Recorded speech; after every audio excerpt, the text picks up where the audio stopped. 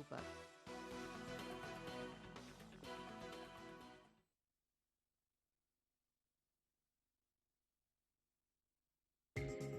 ETV Urdu पर अगला programme. इस प्रोग्राम को पेश करने में ताउन कर रहे हैं Shri ultra red oxide, Bharat का एकमात्र जंग रोधक सीमेंट।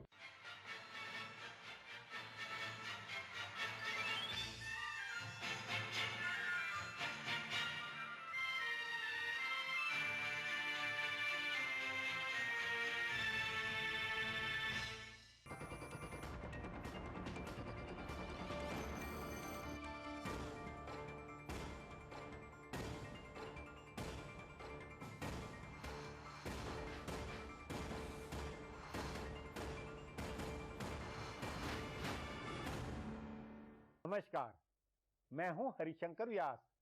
सेंट्रल हॉल में आपका स्वागत है। संसद का मानसून सत्र शुरू हो गया है। सत्र का जुलाई के बजाय अगस्त के पहले सप्ताह शुरू होना अपने आप में सियासी मतलब लिए हुए है।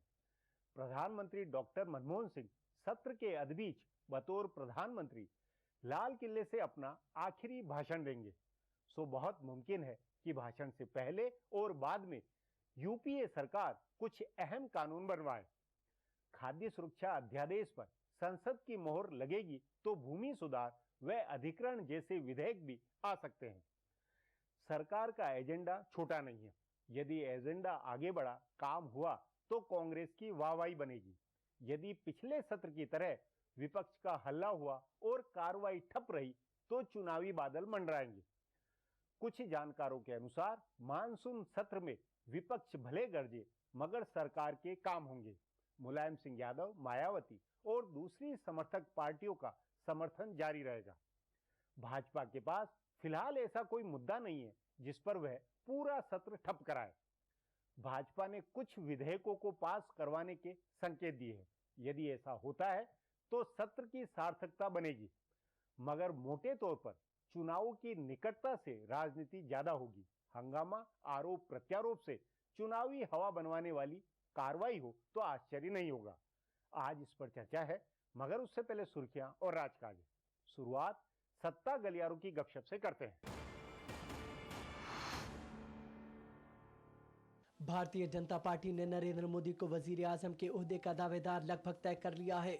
राजनाथ सिंह और नितिन गडकरी दोनों ने इस बात के वाज़े इशारे कर दिए हैं, लेकिन सवाल है कि उनके नाम का ऐलान कब होगा। बीजेपी में इसे लेकर तसब्जुब का माहौल है।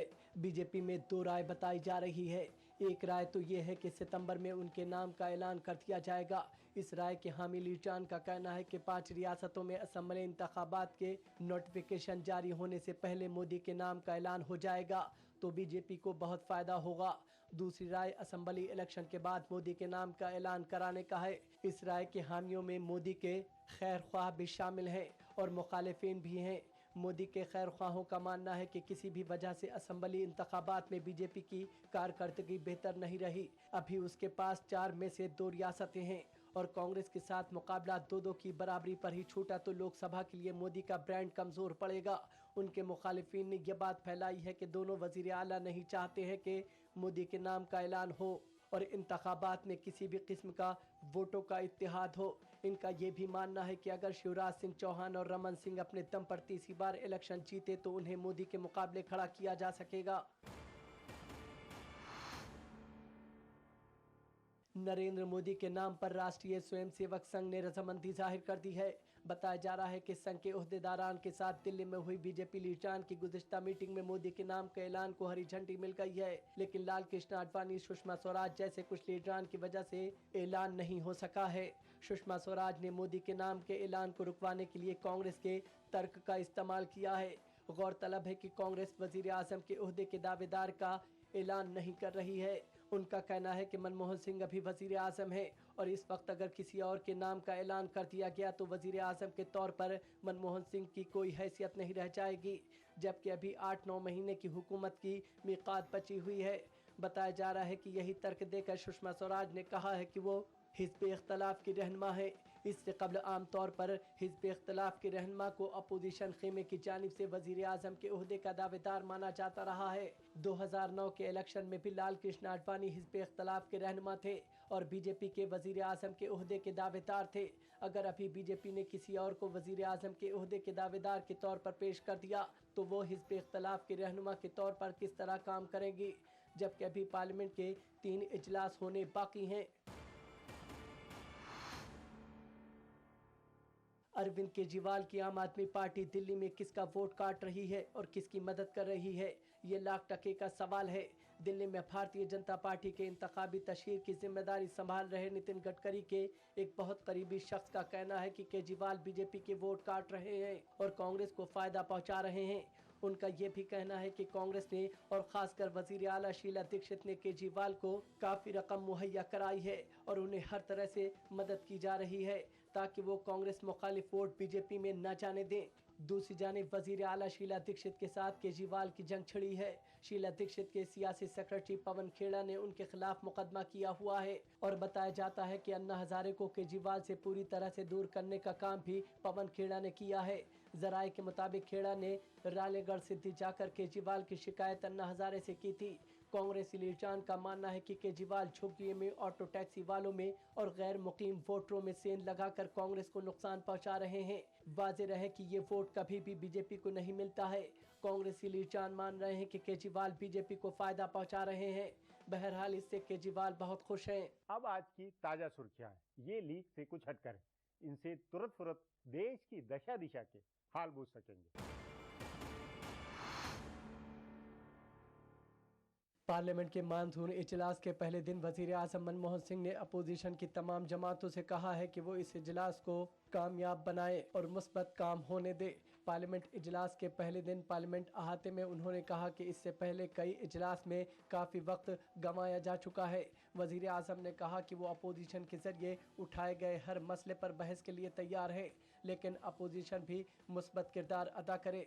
उत्तर प्रदेश की मुअत्तल IAS अफसर दुर्गा शक्ति नागपाल के बारे में पूछे जाने पर उन्होंने कहा कि इस बारे में उत्तर प्रदेश हुकूमत से पूरी तफसीलात हासिल करने की कोशिश हो रही है और सभी ज़ाब्ते पर अमल किया जाएगा। UPA हुकूमत को बाहर से हिमायत दे रही समाजवादी पार्टी ने कांग्रेस पर पूरा गुस्सा निकाला है। उत्तर प्रदेश की मुअत्तल IAS अफसर के मामले में सोनिया गांधी की मुदाखलत और मरकजी हुकूमत की जानिब से रिपोर्ट मांगने से नाराज सपा के जनरल सेक्रेटरी राम गोपाल यादव ने कहा है कि मरकज चाहे तो यूपी के तमाम IAS अफसरान को वापस बुला ले, रियासत का काम उनके बगैर भी चल जाएगा। कांग्रेस की जानिब से 3 बार खत भेजे जाने से नाराज वजीर आला अखिलेश यादव ने कहा कि अगर कोई अफसर गलती करता है तो उसके खिलाफ कार्रवाई होगी, वैसे ही जैसे स्कूल में गलती करने वाले बच्चे के खिलाफ होती है। रियासती हुकूमत ने 2 सफ़हात पर मुश्तमिल अपनी रिपोर्ट और चार्जशीट की कॉपी मरकज के पास रवाना कर दी है। कांग्रेस के खिलाफ भड़की समाजवादी पार्टी ने कहा है कि वो खुराक तहफ़्फ़ुज़ बिल के खिलाफ वोट करेगी। पार्टी के सीनियर रहनुमा नरेश अग्रवाल ने कहा है कि हम पार्लियामेंट में हुकूमत को घेरेंगे और खुराक तहफ़्फ़ुज़ बिल के खिलाफ वोट करेंगे। इस बीच मरकजी वजीर वी नारायण सामी ने कहा है कि समाजवादी पार्टी को समझाने की कोशिश की जा रही है। पार्लियामेंट के मानसूनी इजलास के पहले दिन अलग तेलंगाना रियासत के क़याम का वाज़ेह असर देखा गया। कई रियासतों के मेंबरान पार्लियामेंट ने अपनी अपनी रियासतों के तकसीम का मुतालबा करते हुए नारेबाजी की। आज इस तरह के हंगामे की वजह से लोकसभा और राज्यसभा की कार्रवाई बार बार मुलतवी होने के बाद दिन भर के लिए मुलतवी कर दी गई। असम से अलग बोडोलैंड का मुतालबा करते हुए कोकराझार के रुकने पार्लियामेंट ने नारेबाजी की। लोकसभा में कई मेंबरान पार्लियामेंट ने तख्तियां लहराकर अलग रियासत का मुतालबा किया। अलग तेलंगाना के क़याम की खुशी में उस इलाके के मेंबरान पार्लियामेंट ने मिठाइयाँ तकसीम की। उत्तर प्रदेश हुकूमत ने मुअत्तल IAS अफसर दुर्गा शक्ति नागपाल के खिलाफ तैयार चार्जशीट उन्हें सौंप दी है। बताया जा रहा है कि गौतम बुद्ध नगर की साबिक SDM दुर्गा शक्ति को 15 दिन के अंदर इस चार्जशीट पर जवाब देने की हिदायत की गई है। ये चार्जशीट मेरठ जोन के कमिश्नर की रिपोर्ट की बुनियाद पर तैयार की गई है। जराये के मुताबिक रियासती हुकूमत ने इस चार्जशीट के साथ साथ इस नौजवान IAS अफसर को मुअत्तल करने के बारे में अपनी रिपोर्ट मरकजी हुकूमत को भी भेज दी है। गौरतलब है कि सोनिया गांधी की मुदाखलत के बाद मरकज ने इस मामले में रियासती हुकूमत से रिपोर्ट मांगी थी। गौरतलब है कि गुज़िश्ता महीने एक मस्जिद के गैर कानूनी दीवार गिराने के मामले में दुर्गा शक्ति को मुअत्तल कर दिया गया था। इस बीच समाजवादी पार्टी सरबराह मुलायम सिंह यादव ने IAS अफसर दुर्गा शक्ति नागपाल के मुअत्तली को बिल्कुल सही करार दिया है। उन्होंने कहा है कि रियासती हुकूमत ने जो भी किया है वो ठीक किया है। अदालत उस्मा ने अंडरवर्ल्ड डॉन अबू सलेम की एक अर्जी आज मुस्तरद कर दी है। सलेम ने अपनी अर्जी में कहा था कि पुर्तगाल की अदालत ने उसकी हवालगी मंसूख कर दी है, इसलिए उसके खिलाफ हिंदुस्तान में चल रही तमाम कानूनी अमल को मुलतवी कर दिया जाना चाहिए। अदालत उस्मा ने इसे मुस्तरद करते हुए कहा है कि पुर्तगाल की आईनी अदालत का फैसला हमारे ऊपर रुकावट नहीं है। अदालत ने कहा कि कानून की नज़र में सलेम की हवालगी अब भी कानूनी है। हालांकि अदालत ने टाडा और धमाका खेज अशिया कानून के तहत सलेम पर लगाए गए दिगर इल्जामात को हटाने की मंजूरी CBI को दे दी है। हिंदुस्तानी क्रिकेटर और राज्यसभा के नामजद रुकन सचिन तेंदुलकर ने आज राज्यसभा की कार्रवाई में हिस्सा लिया। पार्लियामेंट के मानसून इजलास के पहले दिन वो पार्लिमानी उमूर के ममलिकती वजीर राजीव शुक्ला के साथ ऐवान में आए। राज्यसभा के चेयरमैन हामिद अंसारी ने चैंपियंस ट्रॉफी जीतने पर हिंदुस्तानी क्रिकेट टीम को मुबारकबाद दी, तो सचिन ने मेज थपथपाकर इसका इस्तकबाल किया। बीच में ऐवान 10 मिनट के लिए मुलतवी हुआ तो कई अरकान ने उनकी सीट के पास जाकर उनसे हाथ मिलाया। सचिन खुद वजीर आजम मनमोहन सिंह की सीट के पास गए और उनसे हाथ मिलाया। सचिन की अहलिया अंजलि ने नाजरीन की गैलरी में बैठकर ऐवान की कार्रवाई देखी। फिलहाल अब एक ब्रेक है, फिर राजकाज की खबर देने वाली बातें होंगी।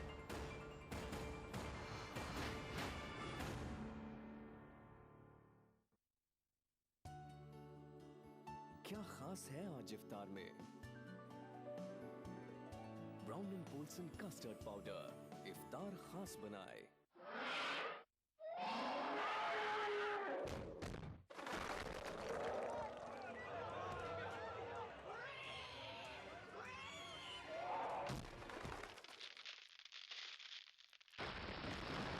पाउडर सीमेंट, सस्ता नहीं सबसे अच्छा। क्या खास है आज इफ्तार में? Brown and Polson custard powder इफ्तार खास बनाए। राजस्थान ये नया नया राजस्थान, राजस्थान ये नया नया राजस्थान।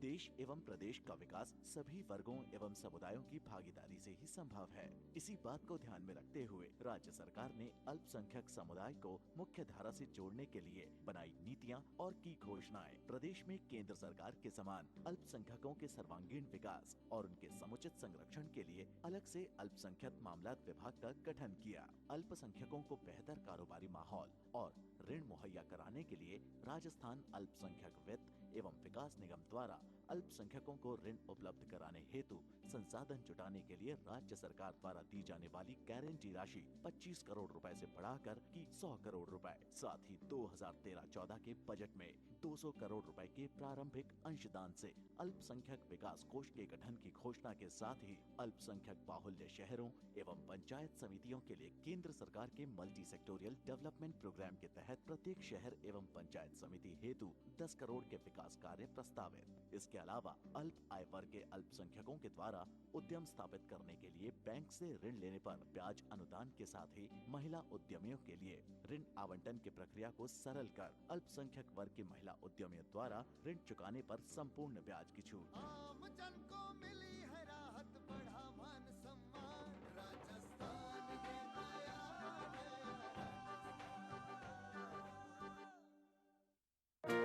बिछड़ेंगे तो मर जाएंगे हम दोनों, एक डोर में है हमको ये दर बांधे हुए। मैं ख्वाब में इस मुल्क का नक्शा बनाता हूँ। मुझे अपनी वफादारी पे कोई शक नहीं होता। मैं खूने दिल मिला देता हूँ जब झंडा बनाता हूँ। हिंदू और मुस्लिम मुल्क की दो आंखें हैं। अपने मुल्क की तरक्की और खुशहाली का काम हिंदू और मुस्लिम एकता के जरिए किया जा सकता है। मजहब नहीं सिखाता आपस में बैर रखना। हिंदी हैं हम, वतन है हिंदुस्तान हमारा। हर पल आलमी सतह पर हो रही है तब्दीलियां, बदल रहा है दुनिया का मंजर। हम पहुंचा रहे हैं आप तक सही तस्वीर। आलम इस्लाम के बदलते मंजरनामे पर हमारी गहरी नजर। दुनिया भर से चुनिंदा खबरों का गुलदस्ता। आलमी मंजर देखिए इन औकात पर। आलमी मंजर को पेश करने में ताउन कर रहे हैं अहमद एंड कंपनी का पैशन 4। बंगर सीमेंट, सस्ता नहीं सबसे अच्छा। मेलाज स्किन क्रीम एली फार्मास्यूटिकल्स द्वारा निर्मित नूरानी तेल, आ से वाह, क्या बात है। मशहूर wholesale ladies footwear Kashmir chappals private limited, जहां सुरक्षा का हुकाम वहां सिर्फ एक ही नाम, कोयोलॉक्स। उभरते कश्मीर के अनछुए पहलू, नई सोचो फिक्र, मुनफरिद तहजीब और रिवायात, जिनसे फूट पड़ते हैं कश्मीरियत के रंग। देखिए कश्मीर एक्सप्रेस पीर की रात 8 बजे और मंगल की शाम 6 बजे, सिर्फ ईटीवी उर्दू पर।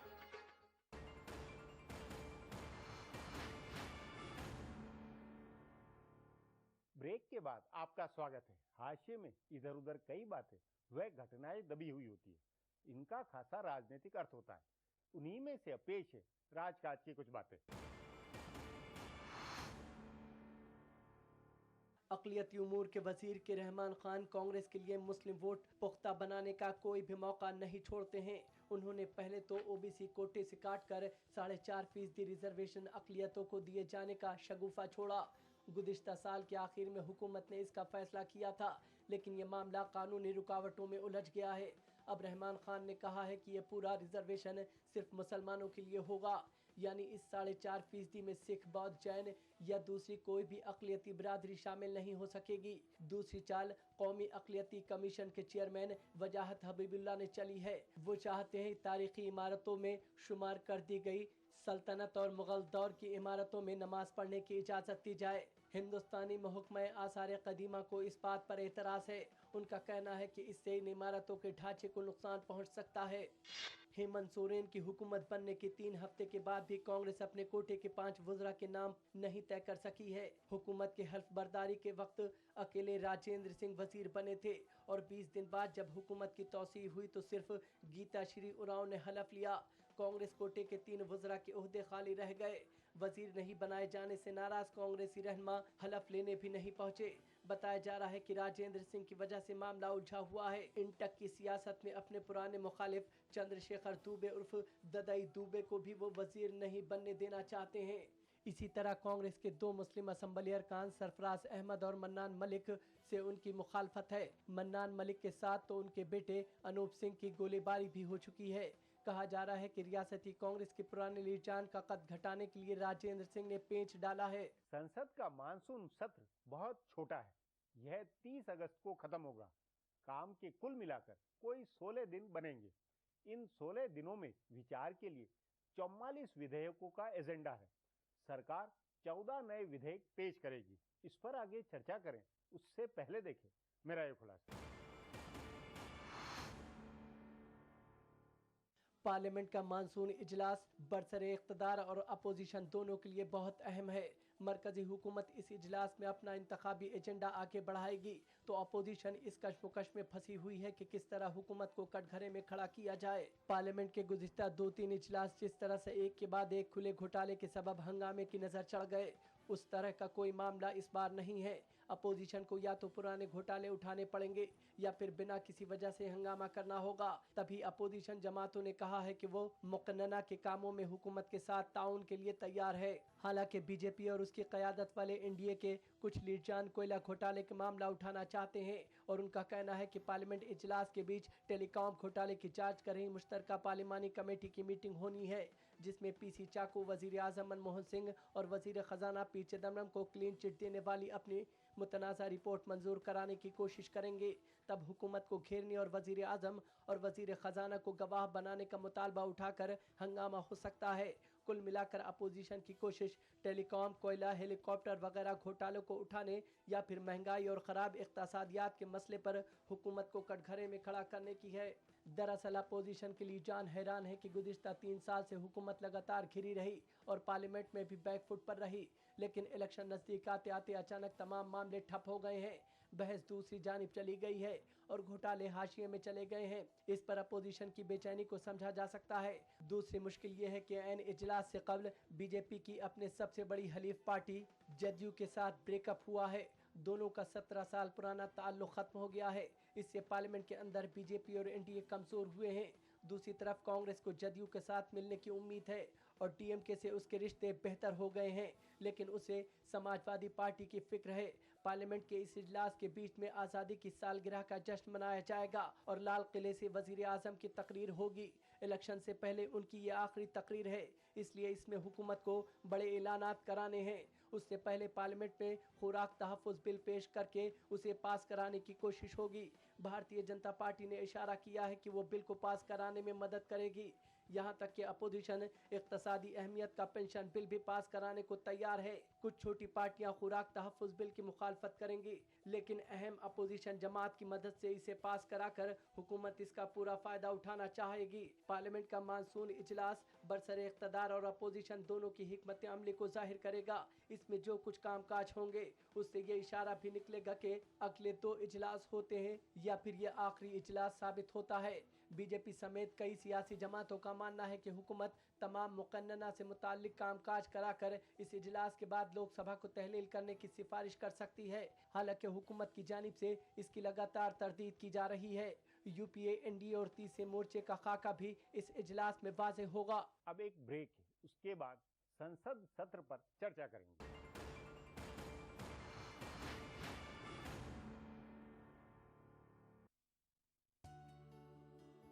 क्या खास है आज इफ्तार में? Brown and Polson custard powder इफ्तार खास बनाए। मुझे बनाने का शौक था बचपन से, और बड़े भैया को गिराने का। ताकत नहीं थी ना, डरता था। आज 20 साल बाद मैं इंजीनियर हूँ। अब मेरी कोई भी बनाई हुई चीज किसी से नहीं डरती, क्योंकि आज मेरे पास ताकत है। UltraTech cement, the engineers choice, क्योंकि इस सीमेंट में जान है। राजस्थान सरकार के 4.5 साल बेमिसाल आवासन मंडल ने भी किया कमाल। राज्य भर में 25,000 से ज्यादा मकानों का कुशल इंजीनियरों की देखरेख में निर्माण कर हर वर्ग के साथ ही गरीबों को भी दी अपने घर की सौगात। मंडल की हर कॉलोनियां सभी मूलभूत सुविधाओं से युक्त, हरे भरे पेड़ों से आच्छादित और प्रदूषण मुक्त। मकानों की गुणवत्ता को जांचने के लिए हर जगह परीक्षण केंद्र, आवंटी की समस्याओं के निदान के लिए बनाया नागरिक सेवा केंद्र। आवासन मंडल का यही है सपना, हर व्यक्ति का आवास हो अपना। क्या खास है आज इफ्तार में? Brown and Polson custard powder इफ्तार खास बनाए।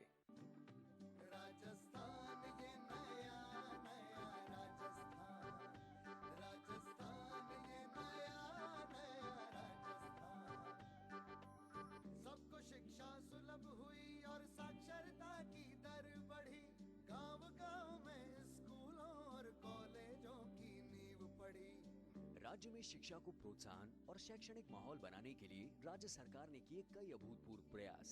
राज्य में निशुल्क एवं अनिवार्य बाल शिक्षा अधिनियम को प्रभावी ढंग से लागू कर 7,25,000 ड्रॉप आउट स्कूल बच्चों को जोड़ा मुख्य धारा से। राज्य में 2,184 राजकीय उच्च प्राथमिक विद्यालयों को माध्यमिक विद्यालयों में और 418 माध्यमिक विद्यालयों को उच्च माध्यमिक स्तर में क्रमोन्नत करने के साथ ही 667 विद्यालयों में विज्ञान एवं वाणिज्य संकाय शुरू किए। साथ ही राजीव गांधी डिजिटल विद्यार्थी योजना के तहत कक्षा 10 व 12 की परीक्षा मेरिट के आधार के प्रथम 10-10 हजार विद्यार्थियों को तथा सभी राजकीय उच्च प्राथमिक विद्यालयों के 8वीं कक्षा में प्रथम स्थान प्राप्त करने वाले विद्यार्थियों को 14 इंच आकार के गुणवत्तापूर्ण लैपटॉप। इसके अलावा बजट 2013-14 में राजीव गांधी डिजिटल विद्यार्थी योजना का विस्तार कर कक्षा 8वीं में दूसरे से 11वें स्थान पर रहने वाले बालक बालिकाओं को टैबलेट पीसी वितरण। वित्तीय वर्ष 2013-14 की बजट घोषणा के अनुसार 1000 नए प्राथमिक विद्यालय, 1000 प्राथमिक विद्यालयों को उच्च प्राथमिक, 1000 उच्च प्राथमिक विद्यालयों को माध्यमिक एवं 600 माध्यमिक विद्यालयों को उच्च माध्यमिक विद्यालयों में क्रमोन्नत किया जाएगा।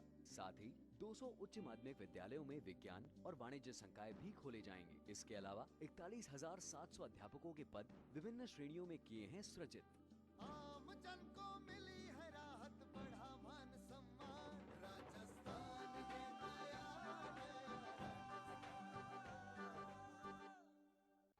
उभरते कश्मीर के अनछुए पहलू, नई सोचो फिक्र, मुनफरिद तहजीब और रिवायात जिनसे फूट पड़ते हैं कश्मीरियत के रंग। देखिए कश्मीर एक्सप्रेस पीर की रात 8 बजे और मंगल की शाम 6 बजे सिर्फ ईटीवी उर्दू पर। दुनिया अपडेट, खबरों का नया और अनूठा शो जिसमें हम आपको दिखाएंगे दुनिया की अहम खबरें और करेंगे उनका तज्जिया। जानेंगे दुनिया की अहम घटनाओं का भारत पर क्या होगा असर। दिखाएंगे ग्लैमर जगत का हाल और तेज खबरों में देखेंगे क्या कुछ हुआ पूरी दुनिया में बीते हफ्ते के दौरान। तो देखना न भूले दुनिया अपडेट हर रविवार शाम 6 बजे ETV उर्दू पर।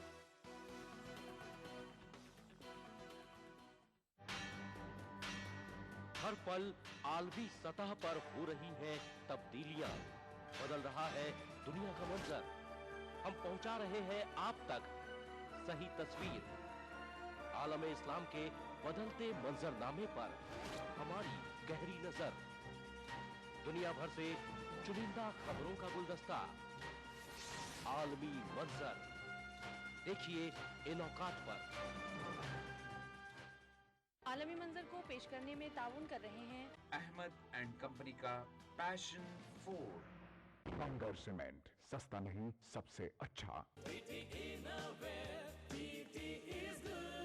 मेलाज स्किन क्रीम एली फार्मास्यूटिकल्स द्वारा निर्मित। नूरानी तेल, आ से वाह, क्या बात है। मशहूर wholesale ladies footwear Kashmir chappals private limited, जहां सुरक्षा का हुकाम वहां सिर्फ एक ही नाम, कोयोलॉक्स।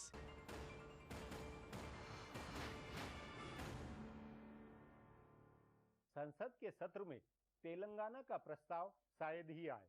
भाजपा ने खाद्य सुरक्षा विधेयक और भूमि अधिग्रहण विधेयक को संशोधनों के साथ पास कराने के संकेत दिए हैं। तेलंगाना पर संसदीय कार्य मंत्री का यह स्टैंड है कि कानूनी प्रक्रिया पूरी किए बगैर विधेयक नहीं आ सकता। इस पर चर्चा के लिए आज मेरे साथ वरिष्ठ पत्रकार प्रभु चावला है। प्रभु जी, संसद का सत्र चालू हो गया है और इसमें सरकार ने बहुत लंबा चौड़ा एजेंडा बनाया है। क्या लगता है आपकी सरकार इस सत्र को कामकाजी बना सकेगी? 16 बैठकों में अगर आप 64 बिल पास करना चाहेंगे, ये तो ज्यादा संसद का मजाक है या सांसदों के साथ मजाक है। 4 पिछली बार भी 4 बिल पास नहीं हुए। ये तो एजेंडा इसलिए रखा गया है कि दिखाने के लिए जनता के लिए कि हम बिजनेस करना चाहते हैं और विरोधी दल जो है सिर्फ विकास के दिया विनाश करना चाहते हैं। तो ये पॉलिटिकल एजेंडा इतनी बड़ी आइटम रख दी गई, उसके बाद 2 भी पास हो जाएंगी, 4 भी पास हो जाएंगी, कि लगता है कि हम सक्सेसफुल हो गए। मुझे लगता है ये सेशन जो है, क्योंकि असेंबली सेशन आ रहा है इलेक्शन, उससे पहले एक चुनाव की प्रक्रिया शुरू हो जाएगी। ये हल्ला मचाने के लिए सेशन होगा। हर पार्टी अपने अपने मुद्दों को उठाएगी। जैसे फूड बिल के ऊपर सकता है, भारतीय जनता पार्टी ने पहले ही कह दिया जब तक हमारे संशोधन आप मंजूर नहीं करेंगे हम पास नहीं होने देंगे। तो उसमें दोनों में, लेकिन बीजेपी ने भले भूमि सुधार वाला हो या खाद्य सुरक्षा वाला हो, इसमें संशोधन के साथ पास कराने की, बीमा वाले बिल के ऊपर पास कराने की और संसद की सर्वोच्चता बताने वाले ये काम पे एक तरह से विपक्ष में पहली बार बड़ी सहमति बनी हुई लगती है। नहीं, लगी हुई है तो साले वो भी बिल पास कराना चाहते हैं। उसमें अमेंडमेंट करके बहुत पिछले बार भी कई बार ऐसे बिल पास हुए हैं जिसमें जो बिल दिया गया था मूल बिल और जो पास हुआ बिल्कुल विपरीत था। ये तो एक अपॉर्चुनिज्म होता है, पॉलिटिकल अपॉर्चुनिज्म, अवसरवादिता कहते हैं कि हमने बिल पास करा दिया, जाके जनता में जाके कहेंगे कि हमने फूड आपको फ्री देना चाहते हैं। इंश्योरेंस बिल तो इसलिए पास कराना चाहते हैं क्योंकि चंदा दोनों पार्टी को चाहिए भाई। जब तक आप प्राइवेटाइजेशन, मतलब ये आर्थिक सुधार आएंगे। आर्थिक सुधार जो है ना, पार्टियों के आर्थिक सुधार के लिए हो रहे हैं। ये तो जनता के आर्थिक सुधार के लिए नहीं है। जितने भी आर्थिक सुधार दिखाए जा रहे हैं आपको, FDI में हो चाहे इंश्योरेंस में हो, बीजेपी और कांग्रेस मिलकर के आर्थिक सुधार के नाम पर अपना कोई पॉलिटिकल डोनेशन, मतलब ये है कि सरकार का एजेंडा भी चुनावी मकसद लिए हुए और विपक्ष का हल्ला या विरोध वाला भी, वो दोनों उस मकसद में चलेंगे। उसमें फिर क्या काम कुछ हो पाएगा? नहीं, काम अगर यही तरह के बिल पास कराने हैं, मेरे को लगता है इंश्योरेंस बिल के ऊपर काफी झगड़ा होता है बीजेपी में। अभी भी उनके अंदर डिवीजन है। कुछ लोग ऐसा जसवंत सिन्हा टाइप लोग जो कहते हैं कि नहीं होना चाहिए, परंतु पार्टी ने मत बना लिया कि अगर मोदी को विकास पुरुष बताना है, मोदी के नेतृत्व में चुनाव लड़ना है, ये चुनावी मुद्दा है। ये सुधार जो रखे जा रहे हैं ये चुनाव की दृष्टि को लेकर के रखे गए हैं। बाकी जो सीरियस बिल है उसके ऊपर क्यों नहीं लाते आप? सीरियस बिल, ह्यूमन रिजर्वेशन क्यों नहीं आते? वो भी चुनावी मुद्दा हो सकता है। लोकपाल वाला बिल क्यों नहीं लाते? उसमें वो जल्दी नहीं है उनकी। और ये जो अभी अमेंडमेंट करने की बात थी कि हम आंध्रा को बांटेंगे, तेलंगाना कहते वो भी नहीं लाएंगे बिल हम, तो क्या है? नहीं, तो ये राजनीतिक तौर पर 3 महिला बिल, लोकपाल बिल, तेलंगाना राजनीतिक तौर के महत्व नहीं होंगे, लेकिन आम आदमी वाली जो आर्थिक एजेंडे वाले बिल बनते हुए लगते हैं। आम आदमी क्यों कह रहे हैं आप? खास आदमी के जो आर्थिक एजेंडे वाले हैं कि फूड सिक्योरिटी बिल भी अगर आएगा कि गरीबी रेखा से लोग तो नीचे हो गए, तो आप अमीर लोगों को, जो मिडिल क्लास के लोगों को उनके नाम से बिचौलिए रखेंगे, फूड सप्लाई बढ़ेगी, महंगाई बढ़ेगी, फ्री लोगों को देना शुरू कर देंगे, तो लूटपाट के धंधे बनते चले जाएंगे। दोनों पार्टी शामिल है, इसके अंदर कोई बात ही नहीं है। ये सेशन सिर्फ इसलिए हो रहा है किस तरीके से अपना धंधा बढ़ाया जाए, पॉलिटिकल धंधा नहीं, बाकी धंधा बढ़ाया नहीं। लेकिन एक प्रभु जी, ये क्या कि ये जुलाई के बजाय अगस्त में हो रहा है और 15 अगस्त बीच में आएगी और उसमें प्रधानमंत्री मनमोहन सिंह लाल किले से आखिरी शायद भाषण देंगे, तो उसके दौरान में कुछ बड़े एजेंडे, कुछ बड़ी बात पहले या बाद में, इस तरह की कोई रणनीति कांग्रेस की नहीं लगती यूपीए सरकार की? यूपी सरकार की रणनीति बड़ी क्लियर है। अभी देखिए एफडीआई क्या भी है, पहले एफडीआई पास किया फिर परिवर्तन कर दिया।